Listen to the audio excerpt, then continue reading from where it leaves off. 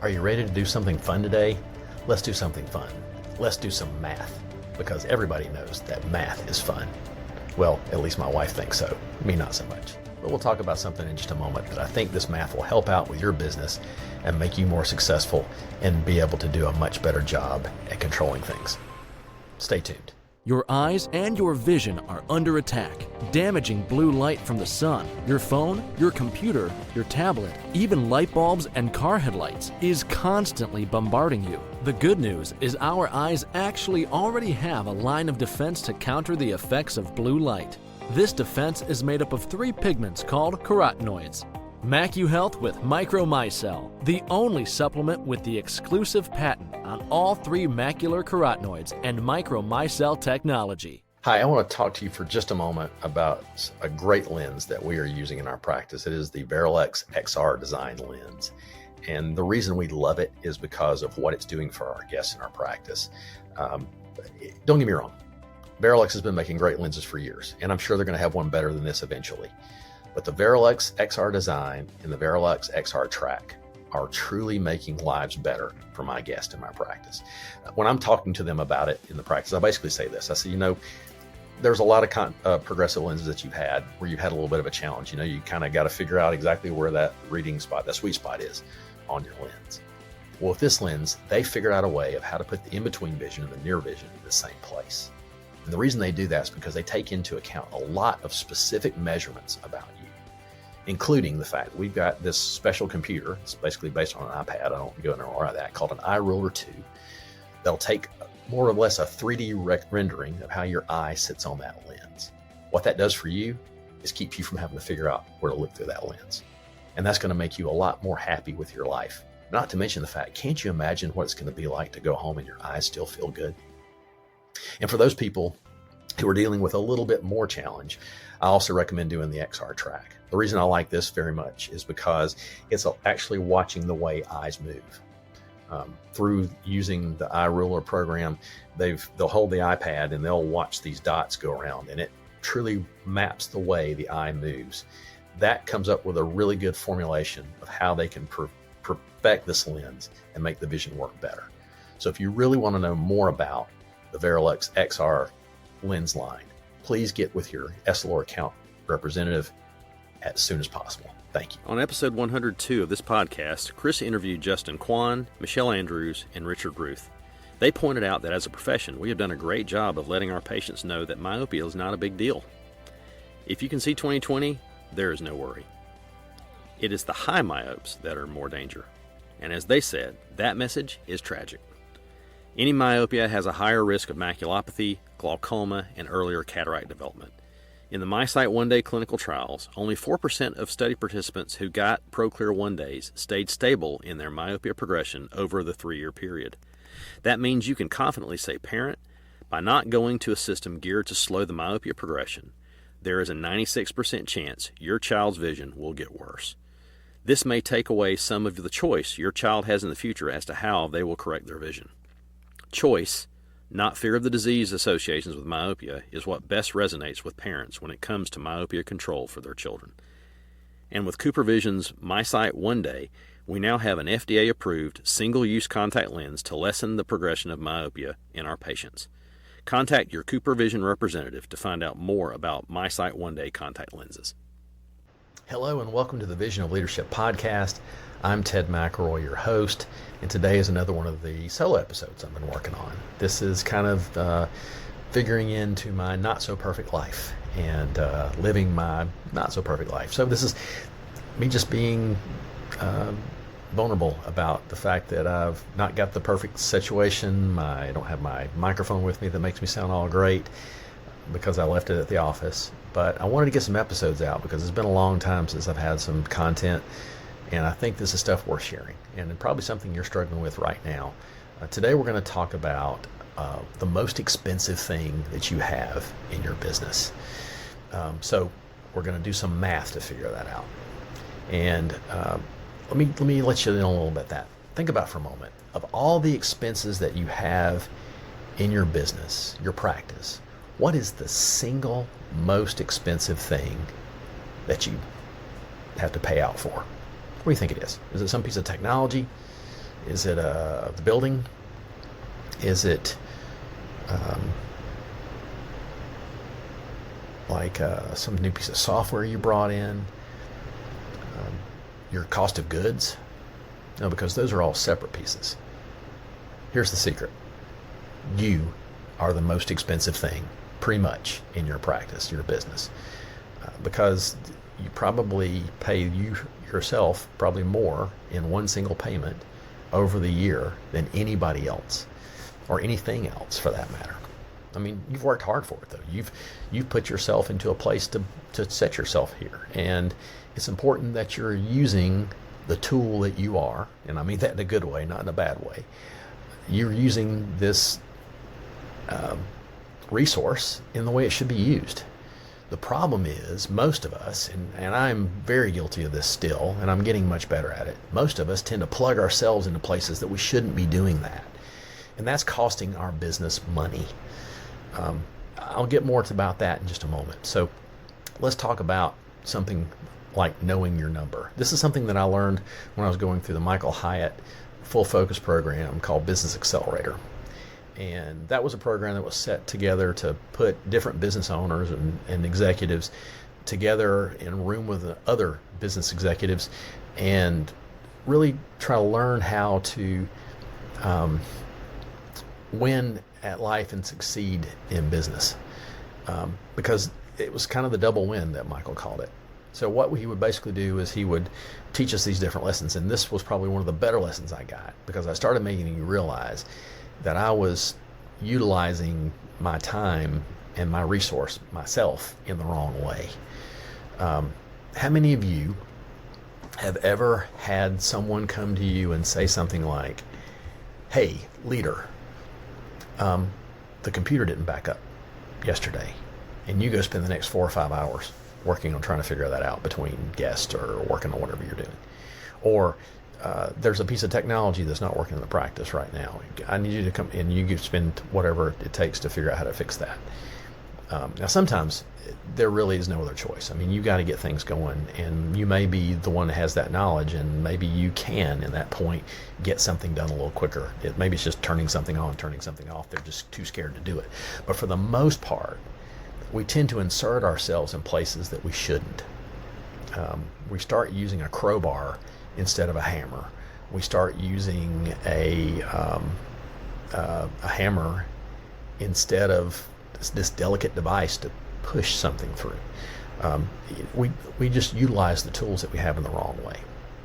And part of that's because we just don't know how much it costs. So here's what we're going to do. We're going to figure out what those costs are. So what I'd like you to do, when you have a moment, I'm going to briefly go through this. You can go back and listen to it later when you're not in the car, or you're not on your run, or you're not doing your whatever you're doing, that you're playing this in the background to sort of distract yourself away from what you're doing. I'd like you to take this section right through here for the next maybe 5 or 10 minutes and listen back through it with a piece of paper and thoughtfully go through this process of knowing what your number is. So the first thing you need to know is, what is your salary? And by salary, I mean what's written on your W-2 that you get from your business or wherever you're working. Whatever that number might be. We're going to keep numbers really round and simple, and we're just going to call it $100,000 right now. So let's say, and I know that's woefully low for most of you, but just to keep math simple, $100,000. So you are going to get paid $100,000 a year. That's what's on your W-2. Now that's everything that you get paid to work on or in your business. That means if you are, doing books for everything, all that kind of stuff goes into it. Now, if you have a side gig, like maybe you do speaking engagements, or maybe you have some other thing that is related to your industry, but isn't exactly part of the part that you do that creates revenue for your business, that doesn't count. So don't put that number in there. Just the money that you get paid on your W-2. Got that number? Great. Now, the next number you need to know is, how many days are you going to be working in or on the business? How many days exactly?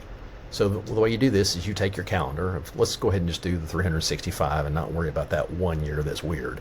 We're just going to do with 365. How many days were you actually out of the business? Well, if you don't work on Saturdays and Sundays, automatically, that's 104 days that you can take off of that 365.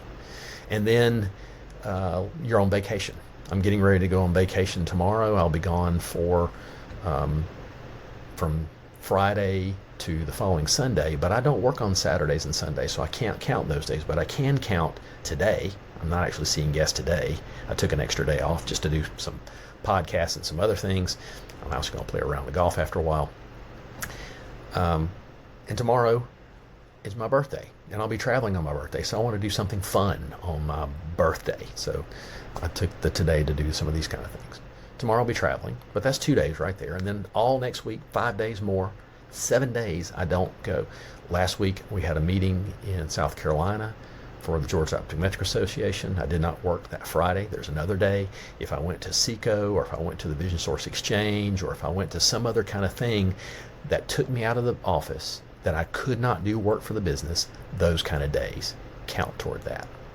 So just for the sake of argument, we're going to keep it simple again, and we're going to say I worked 200 days a year.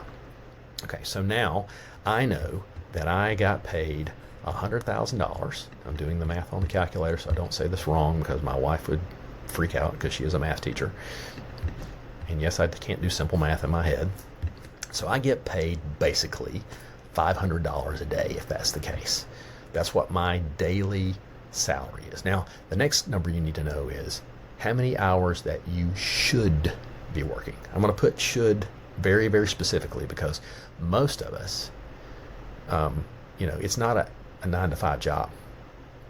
Most of us, there are many more hours that we're working. We're taking our work home with us. We go to work in the morning at like 6 or 7. We work on things before the practice gets started. We see guests all day long. We probably end up doing some work stuff even while we're eating at lunch. We go back to work, and then we work until, say, 5 or 6 or 7 or whatever. We frantically put everything back together again. We get in the car, we go home, we have a quick meal with our family. They really don't see us much. We kind of eat, and we just go straight back to work again. That's not really a good life to have. And again, that's not leading toward this double win that Michael talked about, which is to win at work and succeed at life. You need to make sure you set some boundaries in your life. And I had a conversation with my wife many years before I had gotten into this business accelerator thing. It was one of the reasons why I chose to do this, because Michael had a similar discussion with his wife. But I came home one night about 7:30. Dinner was going to be ready about 6. My wife is an educator. My kids were in their early teens. And I came just kind of strolling in like the savior I was, because I had a hard life. I had to do my job, and I got through my dinner and was getting ready to grab my computer and start working again, and my wife said, "Hey Ted, I need to talk to you for a minute." I said, "Okay." And she sat me down and she said, for the last, I don't know how long, I've kind of felt like a single parent. You work all day, and I'm not saying I don't appreciate the fact that you're working, but I work too. And, I work, then I came home and I made our meal, and you kind of just stroll in whenever you're ready, and we have to wait on you. And it's not really fair to us that this is how things go. So I need you to understand that if you're not going to be home by 6, I need you to let me know. Well, what that told me was I need to be home by 6. I need to figure out a way to make sure I got home by 6. So what I did was I set an alarm on my phone, and every day at 5:30, and it also goes off on my computer, it says go home. No matter what I'm doing, I cut it off and I'm done. If I'm in the middle of something, I get at least to a stopping point. Now, it's really close to home for me. I have a 1.5 mile drive from my house to my office, which is yet another really good thing to say about living in a rural practice. Traffic for me means it took me 7 minutes to get home instead of 5. So knowing I can leave the office and be home by 6 o'clock in at the most 7 minutes gives me a little bit of a window of time to know at 5:30 go home means finish up what you're doing as much as you possibly can, and make sure you leave the office by probably 12 minutes before it's time to walk in the door. because when I can walk in the door before 6, my wife is very happy. She really enjoys the fact that I can come in that early. And so that's what I strive to do. Okay, so we know it's about $500. But let's say you're not working 8 hours a day. Let's say you're working 12 hours a day. Think about that for a minute. All those things that you're doing, they're stretching that time out a lot further. So if you're working 12 hours a day, take that 500 divided by 12, that means you're getting paid about $41.67 an hour to do your job. Kind of sobering, isn't it? Whereas if you're working 8 hours a day, you're getting paid $62.50. That's almost a $20 raise per hour just to be better with your time. And here's the thing you're thinking to yourself, Ted, okay, look, if I cut that stuff out, I'm not going to get stuff done. Yeah, you will. Here's how I know that. You remember last time you were getting ready to go on vacation? And you had all this stuff that you had to get done, and you wrote out a list of things that needed to get done, and you checked off like 90% of it. And you felt really good about it because you knew that when you got back to work, you don't have to deal with this 10% of stuff. And when you got back, there was actually like maybe double that more to do because some new stuff piled up on top of your old stuff. So now instead of having, 90% done, you kind of got 80% done because of the new things that showed up there. But you still didn't have 100% of it left. You got a lot of things done because you set some constraints. You knew you had to leave by this time. You knew you had to get these things done. You got more focused. You didn't look at Facebook as much. You didn't start looking at things on your computer. I know. I do it too. I get distracted just like everybody else. I can't tell you how many times the squirrel runs across the desk for me, and I've just completely lost what I was supposed to be getting done. And I'm supposed to be the guy with all the answers, right? I mess up too. So, put in the amount of hours that you should be working. Now you know your number. And in this case, we used with $100,000 at 200 days a year with working 8 hours. It's $62.50. Here's why that number is important. Any task that you can get someone else to do or teach someone else to do that costs less than $62.50 per hour, you need to let them do it and not you. Because you are now costing your business money by doing it. You are taking a resource. You're taking a $300 fuse and you're protecting a 50-cent piece of technology. That doesn't make sense. You need to make sure you're using something that's going to be less expensive than the thing that you're doing to get it done. Good example. Fixing our computers, IT stuff. I can't tell you how many times someone has come to me and said, "Hey doc, the computer didn't back up last night." My answer now is call Bill. Bill is our IT specialist. He's great. But you don't understand. It didn't back up last night. Yeah, call Bill. But it needs to be fixed. Call Bill. You know why I don't want to do that? Well, my IT specialist in this scenario, and we're going to use the same numbers I just used, costs $150 an hour to fix something in my office. And that's including pretty much the drive over. Okay? He can usually fix it in about an hour. That's $150. It's going to take me at least 3 hours.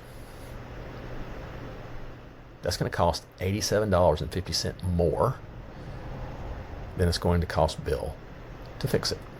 Not to mention the fact that I've been distracted from what I'm supposed to be doing, when really, if I'm only getting paid $62.50 per hour, I'm probably generating a lot more than $62.50 per hour.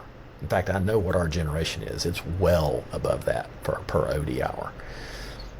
But I'm taking my $62.50 things that I can generate way more than that for, and I'm applying it to something that's a lot lower task, isn't something that's really urgent, but it's distracting me from what's really important. And think of the other things that you do in your practice. Are you still the one that does all your pupil measurements? Are you the one that does all your motilities? Are you the one that does the confrontation fields? Are you checking your own BAs for all your guests? Are you doing your own refractions?